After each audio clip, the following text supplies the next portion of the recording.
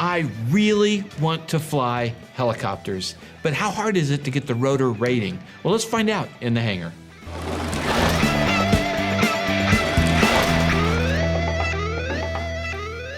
Hello and welcome to In the Hangar. I'm Dan Milliken. And I'm Christy Wong. Our show today is sponsored by some really great sponsors. like Flying Eyes. Like Flying Eyes. You can use our discount code, taking off all caps, one word, to get 10% off. We got links down below to all our sponsors, and we'll talk more about them at the end. Christy, I know how much you want to fly helicopters. You know how I've always wanted to fly helicopters, Stan. She's really scared of it, but we're going to break down the veil of and find out the myths and the truths of what it takes to get your rotor rating. And we have with us here from Helicopter Institute, Randy. Thank you so much for coming. Thank you, Dan. Really appreciate it. And we also have Nick. Nick, thanks. Thanks, Dan. And I'm guessing you fly helicopters too. No, I'm not guessing. I know. I was going to say, you guys are here today to change my mind about helicopters. Yeah. So there we go. That's challenge. That's your challenge today. And also, I want to know what it's going to take to get a rotor rating, and if it anyway. So let's launch into it. Randy, give me your background and why are you an expert in helicopters? Well, I started out in aviation really at 14. Started out helicopters when I was 17, and my first job was crop dusting. Oh, wow. In a helicopter. Absolutely. Yeah. So a week after my 18th birthday, I went off spraying for about a year and a half, came back, and my career's done a lot of different directions. It started out, as I said, at spraying. Then I got into the charter business, things of that nature. I was fortunate enough to work for some large manufacturers, both Sikorsky and Bell. And now Helicopter Institute, I started this with my best partner in the world, my wife. We've been together since 7th grade. So, oh, wow. Oh, yeah, long time, since hour one. Wow. And still together, just celebrated our 30th. And, so it's been a great life to have that life partner sharing the experiences. Mm-hmm. And with the helicopter business, I've been an examiner with the FAA a little over 30 years now as well. So it has been a great career, and I really love it. Nothing else I'd rather do. Are you a helicopter DPE? I am. Nice. We shouldn't put that out too much, because right now with the need of DPEs, I think the phone's going to go. It's going to blow up. But do you also fly fixed wing? I do. I would call it a necessary evil for me. I'm sorry for the folks that are watching on that side. I started out in airplanes, and really my passion was aerobatics, and that's what I wanted to do. So I started out with, of course, a 150 Aerobat, and then an S2B, and an S1S. And then I realized to be a professional aerobatic pilot is like the likelihood of me being successful is sort of probably akin to me being a professional baseball player. So it wasn't a good idea. Helicopter aerobatics? That was the idea. Oh, so, my gosh. Yeah, I was introduced to aerial application in helicopters, and I really enjoyed their energy maneuvers. That's what you're doing. You're really a lot of energy, and that drew me to that, and that's how my career started. We've had Scott Urschel on the show. Oh, Scott's a great guy. Yeah. So Nick, your background in helicopters. So I grew up in Austin. Started flying when I was 16. Delivering pizzas to get hours in a 172.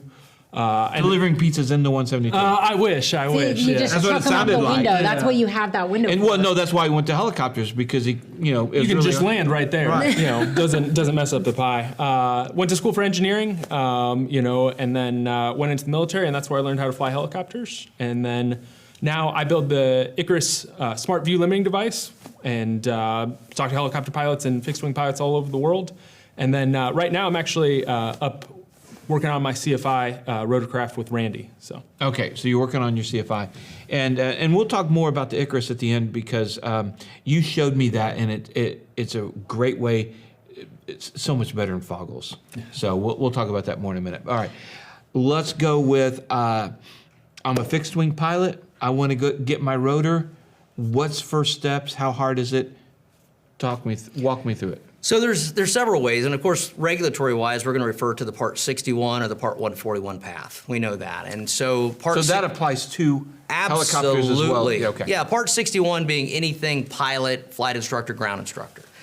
So you're going to go through, and really it's easy to figure out when you read through it, even for a non-instructor. You're going to look for those things that say in a helicopter. So when you're going through a private pilot, you're going to go through it in a helicopter. Those are things you have to do, okay? So when you read through the regulations, that really clears it up. If it's in a helicopter, you have to comply with that. The difference of 61, or Part 61, when we get to the 141 market, is that it is an established FAA-approved course for the purpose of getting the add-on rating. And one of the special things about the 141 is there's a no solo possibility. So if the educating facility or the school has gotten their 141 approved as a no solo capability for the add-on, that actually allows a little savings in money, and you do see people accomplishing them near minimums simply because it's all dual hours.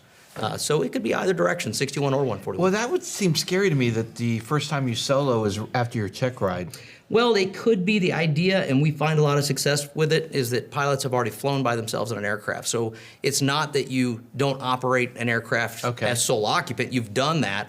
Really would be not much different if flying an airplane for the first time by yourself or getting checked out and so forth. So it for someone that's already rated in an airplane, Right. You know, it's not much different in that regard, and we don't really see any issues. A lot of folks take advantage of the no solo option for Part 141 add-ons. So what kind of helicopters do you train in?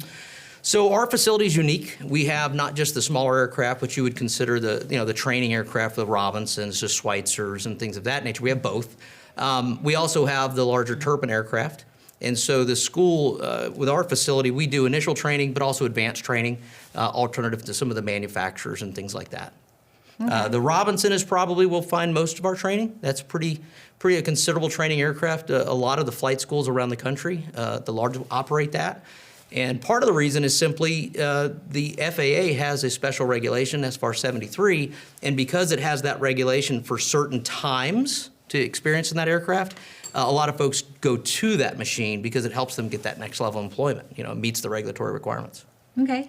For getting my add-on, and I guess it sounds like 141 might be the way to go in this particular case. How much time and how much cost is it going to be? You know, it's for an initial, if you did it in, say, an R22, and again, that's Not an add-on, but an initial. Okay. So that's around 55 hours. Let's just go with the low end. And at that 55-hour mark, it's about $25,000. Okay. Yeah, and that's the initial. So if you took off about 10,000, you know, anywhere from 5 to 10,000, in the R22, it's very possible. And we see folks do that, you know, quite often, meeting at or near minimums. You know, for a private pilot, it's only 25 hours. For a 141 add-on, it's a 25-hour requirement. There's no knowledge test. Now, are you going to go out there and say you are the best helicopter pilot out? No. Are you safe? Absolutely, because we're not going to release you if you're not. That is, in fact, something that people do quite often. And the answer is simple. If you train in a less stable aircraft, the hours are probably going to be a little more. If you cheat the system and you train in a larger, more stable aircraft, then you can hit closer to the minimum numbers. So, Nick, did you learn fixed wing first? I did, Dan. Okay. So tell me from your own personal experience, what was it like going from fixed wing to rotor? You can understand how it works, but then once you get in, your head's going to be spinning for a little bit. But you do have Like that. the rotor. You do have that foundation, that aeronautical foundation to fall back on. So, you know, the big milestone is learning how to hover, and then once you get into, say, flying instruments or flying, you know, when you're going fast, it's a little bit easier. But, All right. Fixed wing or helicopters? Oh, helicopters all day. Why?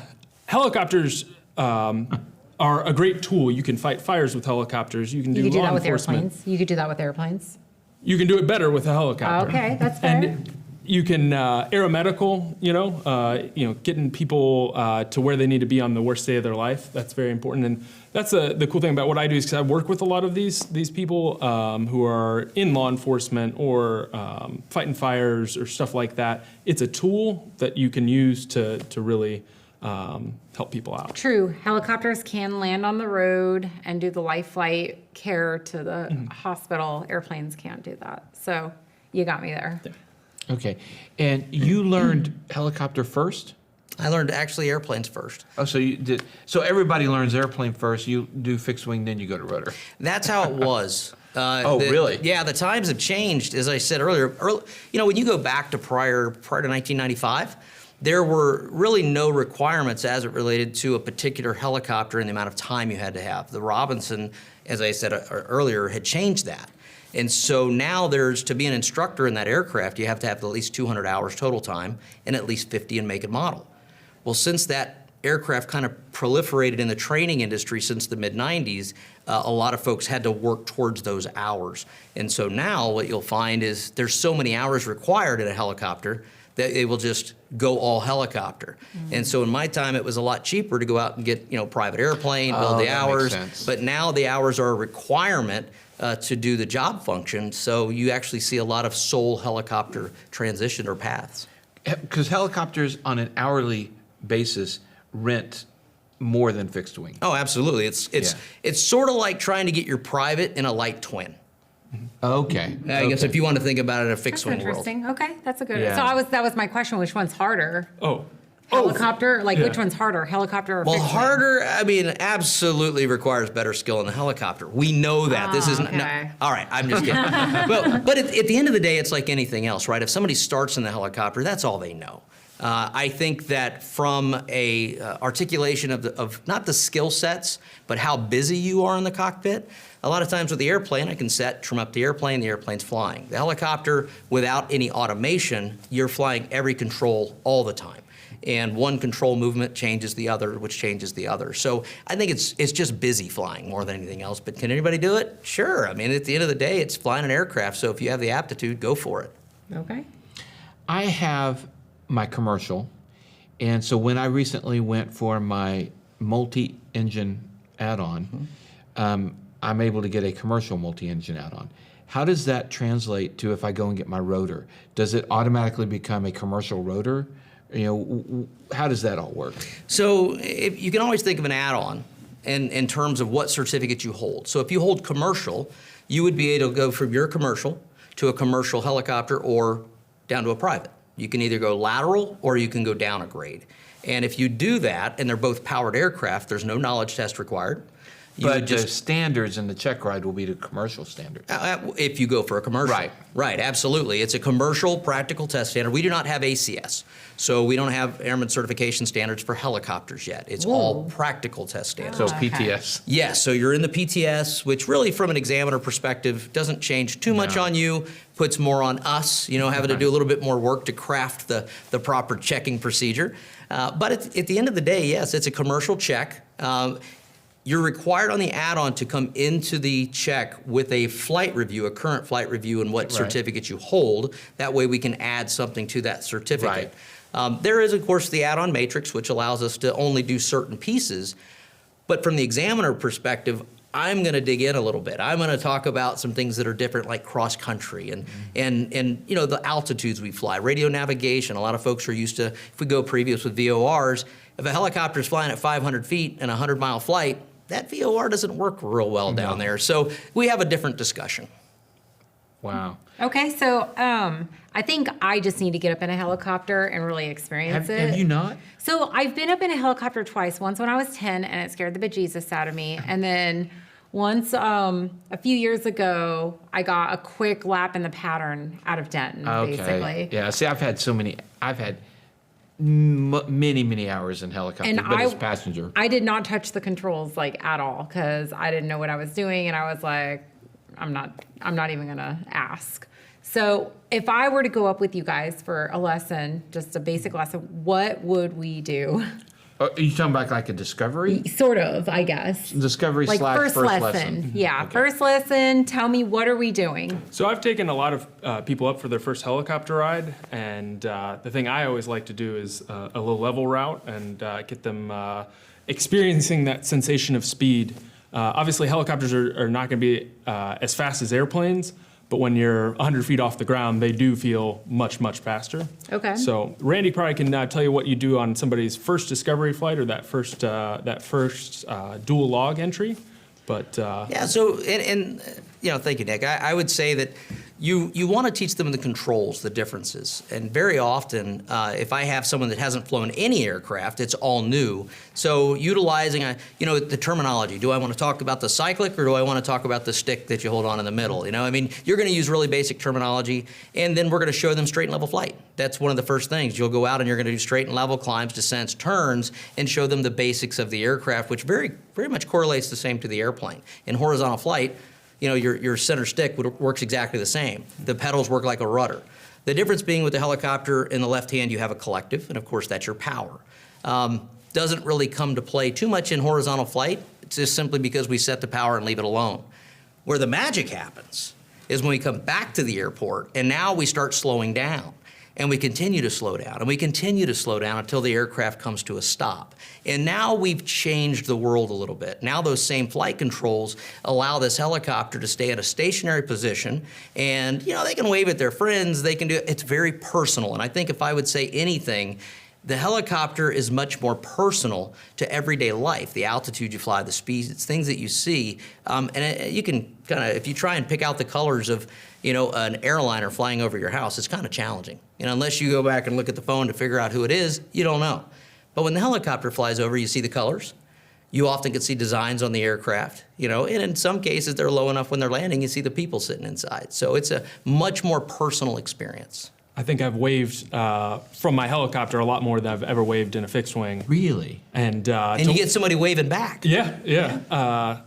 I was out fighting fires once, and it was an actual fire. We're out there, and you're picking up 3,000 pounds of water. And when I was the pilot not flying, I'm looking out, and we're on a small lake, and there's mom and pop with their chairs out there, and they're waving us on, and you're like, that fire's not that far away, and that's what's great about a helicopter fighting fires is we can get in there close to the actual fire and just find a lake, a swimming pool, whatever has water in it to go fight it. So you can definitely make eye contact and wave. Okay. To the people you're stealing their water from their pool, yeah. Well, I concede. I guess I need to go up in a helicopter and just experience it. Yeah. I need to stop being so judgmental. I've been really judgmental. I apologize. See, I want to so bad. But one last issue I want to ask you guys about. I have done a lot of helicopter riding because of my aerial photography and video work. And I've ridden with many a helicopter pilot. And what has really surprised me over and over again is that I'm riding with a CFII up there, and he'll turn around and say, he's never flown actual, but yet he's a CFII. And that's happened over and over again. I'm just like, you're kidding. And then you have something like the Kobe Bryant thing. Why is, especially Inadvertent, why is IMC so tough for helicopters? So there's a variety of different reasons. One, there's a lack of smaller IFR certified helicopters. So that's why you see people that get their ratings and are CFIIs but have never been in actuals because they've never flown a helicopter that is certified to do it. They've never been legal. And we are seeing the FAA certify single engine turbine helicopters like the 407 for that. So there's some change there. The big thing with helicopters is they are less stable. They do require more of those pilot skills to fly. And one of the nice things we've seen in the industry is we've gotten more stability augmentation systems, SAS systems, and autopilots for the lighter helicopters out there. And then the third thing is the training for Inadvertent IMC or VFR and IMC, whatever you want to call it, has been lacking for a long time. And that's what I do full time.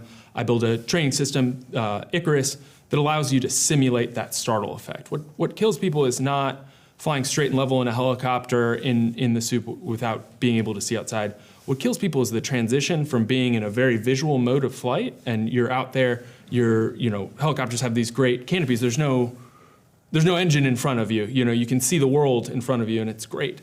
But when you lose all that, your body is not designed to go. We're not designed to fly an aircraft. We're not designed to go 100 miles an hour. So what happens is your body is going to revert to its backup, which is your vestibular system, and your vestibular system is not going to be able to cope, and you're going to have to fight through that. So the whole thing with Icarus is being able to train that transition to instruments. And another thing we've seen in helicopters, we now have glass panel displays and synthetic vision. So if you can make that transition successfully, you're going to be much more likely to survive. And is the Icarus system, does it translate well to fixed wing? Absolutely.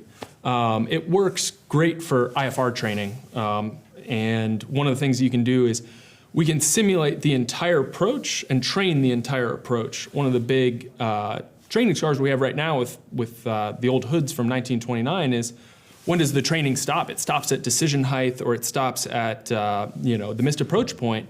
Well, where does it really get taxing on the pilot is when you have to transition again from an instrument to a visual scan. So You can do a breakout into a marginal condition. You can do a breakout and then back into it and make them go around.